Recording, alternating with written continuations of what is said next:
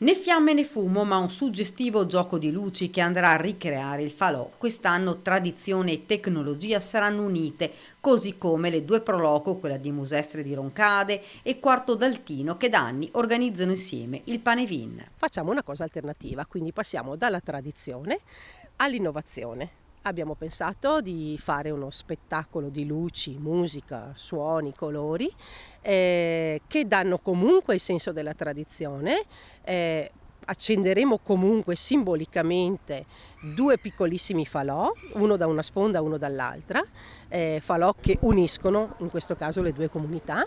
Insomma, l'ambiente prima di tutto, troppe polveri sottili nell'aria e poca pioggia, ma i due comuni non rinunciano alla tradizione. Il gioco di luci si vedrà a metà tra le due sponde, si vedrà diciamo 4-5 metri, 6 metri anche di altezza, però si vedrà molto bene anche a pelo d'acqua perché ci sarà una barca nel mezzo che collegherà istantaneamente le due sponde.